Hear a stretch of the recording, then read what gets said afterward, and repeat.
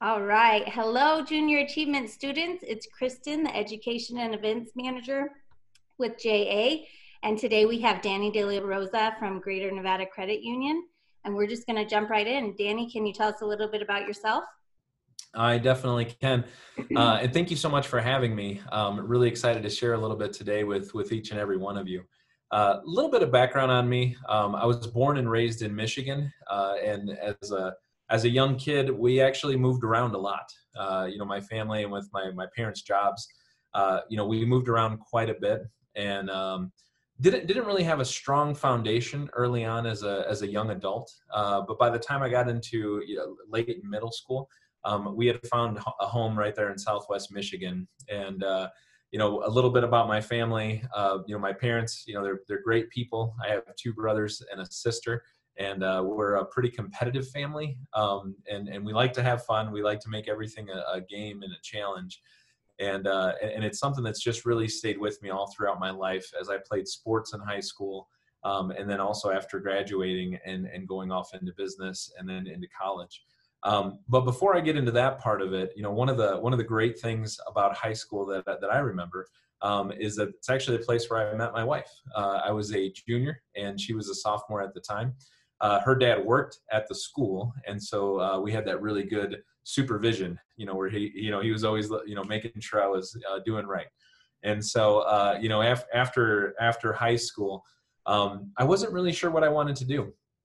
I knew that I really enjoyed art, and I had this thought that I wanted to go into graphic design. And I think it's one of the challenges that a lot of young adults have is that you don't necessarily know what you want to do, and I learned early on that that's okay. It's okay that I didn't know what I wanted to do, but what I did know is that I wanted to experience different things. I wanted to try different things in business, even in the places where we lived. And as I did that, I learned more and more about the things that I enjoyed doing and also about the things that I didn't enjoy doing, which really helped to guide and shape my career as I started to move through and progress. So early on, I ended up starting my own business and doing a small business for a while, really enjoyed it. And then out of nowhere, one of my friends who was in finance, he said, "Hey, we have an opening. I think you'd be really good at this." And I said, "All right." I said, I'll listen. And I went and talked with him. And next thing you know, I had the job. I had started. Things were going really well. And I was enjoying it. And I was enjoying the work that I was doing because I was getting to work closely with people. But one of the things that I realized is that the overall culture of the organization wasn't necessarily what I wanted to be part of.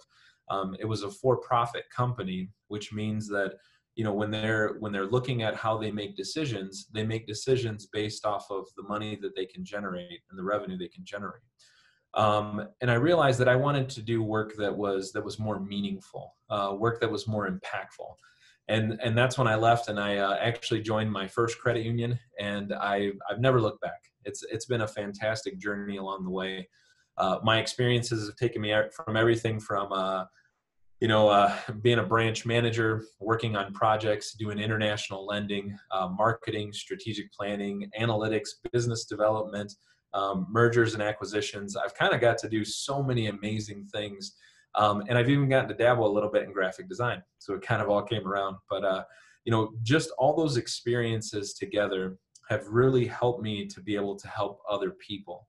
One of the things that I truly value is serving. And I believe that when we serve others, it really benefits us. It helps us to grow. It gives us that feeling of joy and that we just made a difference in someone's life.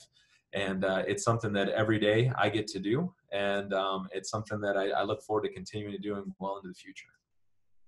Awesome. Can you tell me, I know you said maybe in high school that you thought you might do graphic design as a career. Can you tell me kind of why that changed for you? And also, if you want to touch on something from high school, how being involved in sports helped you maybe relate to people, which is something you have to do every day at your job. Yeah, I'll start with the sports aspect of it. Being that I was competitive and I always have a smile on my face, even, when I'm playing sports. One of the things that it taught me was that, being part of a team, you can accomplish so much. There were, you go into these teams and you get to know people from different age ranges. Early on I was moved up to a varsity team where a lot of the guys were a lot older than I was. Um, and I got to know them, and it put me in a different situation, and it put me in relationships that I hadn't had before. But what I realized is that when we had a common mission and a common purpose, and we all were focusing on that, that it really brought us together as individuals. And that's really helped as I've gone into my career and as I've gone in through work, is that when you have a mission that you're going after. I'll give you an example. For Greater Nevada Credit Union, our passion is to help more people live greater. That's our North Star. That's what we do every day, day in and day out. Now, we have a lot of people that work with us, but we're all pointing in the same direction of what we're looking to accomplish. And that direction that we're headed in really helps us to come together as individuals for that common goal and to make a huge impact across not only our local community, but across our state. And it's really exciting to see that happen.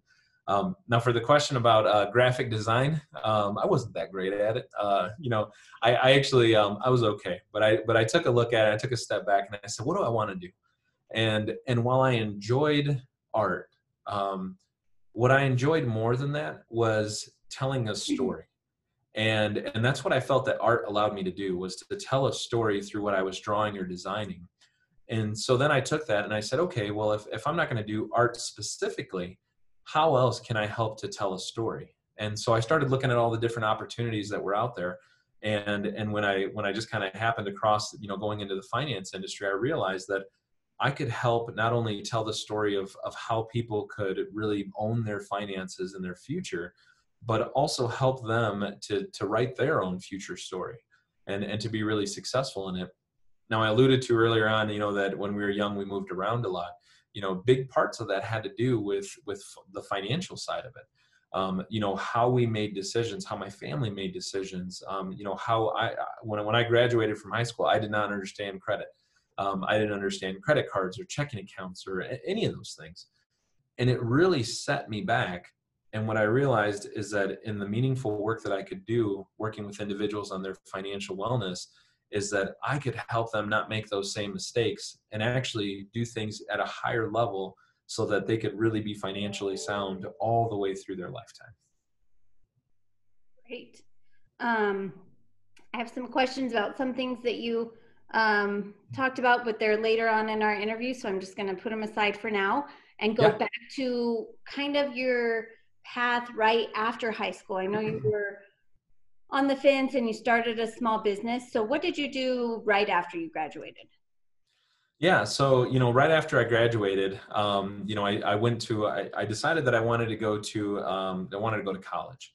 And so I started looking around at different colleges, seeing what some opportunities were. And I actually went into a college called Kalamazoo Valley Community College. And when I went to the college, they asked me, what do you want to do? And I didn't know. And so like a lot of young students, I just started with general courses. When I started down that path, so my path is a little unique. I started down that path going with, just going down general courses. And after a few semesters, I realized I was like, I don't know what I want to do. And so I took a step back from going to college, and it wasn't because I didn't believe that college wasn't going to be beneficial. I just wanted to make sure that what I was doing was going to be a good investment for my future. And so I took a little bit of a break. And when I started to find that my career was heading towards finance, then I knew this is exactly what I want to do. And so then I went back to college. And there's a college there in Michigan called Cornerstone University. It's where I got my associates, my bachelor's, and my master's from. And once I knew that I wanted to pursue finance and do it at a deeper level, then that's when I matched up the education side of it to go alongside it. So, I really think there's three key areas as you start to grow in the work that you're doing and that you want to do. One is the education side. I think learning it at a deep level is really important. The second one is the work experience. Actually getting to do the job and experience it and do it will give you insight into how you can apply the education to the actual environment that you're going to be in. And then the third piece is mentorship. as a young adult, and as a young man, 14 years old, there were people that really took an interest in me, and they spent time with me, and they talked to me about, what they did in their business. Even to this day, a mentor that I had when I was 14 is still my mentor to this day. I still call him when I'm making big decisions. He was an executive for a long time for Whirlpool Corporation out of Michigan. And it gave me access to insight and wisdom that otherwise, I might have to have learned the hard way. But that's one of the few shortcuts that you'll find in life, is the mentorship from someone else, and downloading that wisdom will allow you to be able to learn it without having to experience it and potentially make a mistake. So it just gives you a leg up as you go into those situations. I'm so glad you said that. We talk, and a lot of these interviews, we found that everyone who has a mentor, whether it is their parent or a teacher or just someone in the community that'll help them along, will help them avoid those mistakes that you were talking about making. So now, if you could tell us exactly what your title is and what just a day-to-day or one day in your life is, and include even at home, because some people start work at 5 a.m., some people get to work out and eat breakfast with their family and then go to work, and just run us through your entire day. Yep. So I'm the Chief Development Officer at Greater Nevada Credit Union. And I'll tell you a little bit about the position, and then I'll kind of walk you through the day. My primary responsibilities, I lead our strategic planning for our company. Our marketing team reports to me. Our people development and people engagement teams report to me. Our project management and analytics teams report to me. And then our business development, both community and then our business relationships report up to me. And so that's a little bit about the position itself. Now for the day, my day starts relatively early. And one of the things that I encourage people is to really be intentional with your time. And so, a typical day when I'm on my best schedule, 5 a.m., it's an opportunity to get up, to do some exercise early in the day, just kind of, get the blood flowing. And then from there, I do some reading. One of the things that I enjoy doing is just having an opportunity to myself, to just be able to read and to reflect. I also do some journaling, just some thoughts of what I have. I have 3 children and a wife, and I want to lead well. I want to be a good husband and a good father. And so it just gives me the opportunity to be thoughtful about those things. By the time, 7:30 rolls around, my kids are getting up and it's time to cook breakfast. My wife is a stay-at-home mom, but I like to cook breakfast with the family in the morning. A lot of times I'll do that because it gives me an opportunity to just spend more time with my kids before I head off to work. Once I do head off to work, one of the things that's really important to me is relationships. Part of my early morning routine is reading and responding to emails, and I also have that throughout the day. But I try not to let technology lead the day for me. When we're constantly connected to notifications and emails and those things, it can distract us from the opportunities to build really good relationships with the people sitting across from us. And so, throughout the day, I'm engaging with my teams. I'm checking in with the teams. It might sound simple, but, when we were in the office, I'd walk into the office and I'd walk through and say hi to everyone. It seems like a simple thing, but I still recall it was not too long ago, before some of the remote work, which I know we'll talk a little bit about that. I got into the office and there was a meeting. There was an early morning meeting. And so I jumped on that one. And I walked out of my office after it, and someone said, "Hey, you didn't say hi this morning." They just expected it. They're waiting for it, and like it's something different. And so, when you can smile and you can make someone's morning just by saying hello, it's an easy thing to do just to show them how much you care. As I go through the day, there's a lot of different meetings and prioritizing. One of the things that I really try to do is to focus on the things that are really the big rocks, the most important things for that day that I can accomplish, the things that can really help us to move our business forward. There's 3 things that, when I look at our people when you're leading, one is consistently delivering your vision, making sure that, in everything that you say and do, that you're continually pointing back. For us, it's that passion of helping more people live greater. The second thing is providing resources. if people on your team are needing support in an area, identifying that and providing them resources can really help them to overcome any challenges they have. And the last thing is roadblocks. There are times where there may be a challenge that we need to think through, we need to assess, and we need to make adjustments to it. So throughout the day, if I can do those things well, while I build relationships and help guide us towards our goal of helping more people live greater, then it's successful. When I get home from work, I really do unplug. It's a hard thing to do, to put your phone down and to not be distracted. But when you do that, it allows you to just do the same thing that you were doing at work, which is have meaningful relationships. Last night, my son and I went for a bike ride, and we on the bike ride we talked for quite a bit, and about a lot of different things, and it's just great to have that time together to spend with one another. And I do try to get to bed a little bit early. I haven't been doing too great these last couple of days, but trying to get to bed a little bit early, just because when you make sure that you're intentional with your time, like I started with, then that morning routine gets easier. And I know it's hard in the beginning. I'll give you a good example of that. People who say, I'm going to exercise starting tomorrow morning, and 5 a.m. rolls around, and that bed is so comfortable, and it's hard to get out of bed, and you got to win that battle. If you can win that battle by preparing yourself the night before, then you can be really successful with it. And so that's a little bit of insight into the kind of the day in the life of what I do. But every day I can look back and I can see the impact that I was able to make on individuals and conversations that we had. Great. That was good on every level. Everything you said, I felt like you could use in any profession or at school or with your family or just life in general. So thanks for sharing that. Now we're going to talk about your life now. Just like me, you're working from home, it looks like right now. So tell us just how things have changed for you. Yeah, so I'm working hybrid, and so I go into the office, but I also work at home, and I have quite a few of my team members who are currently working from home full time.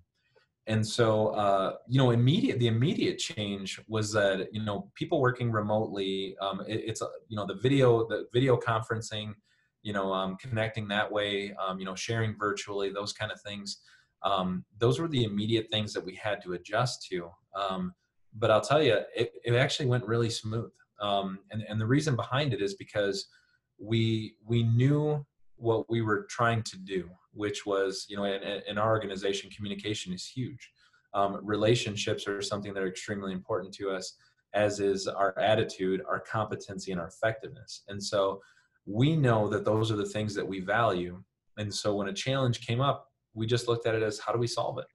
A lot of times your attitude is something that that can make a huge difference, whether you succeed or you fail. And when you're in a situation that you can't control, the one thing that you can control is your attitude.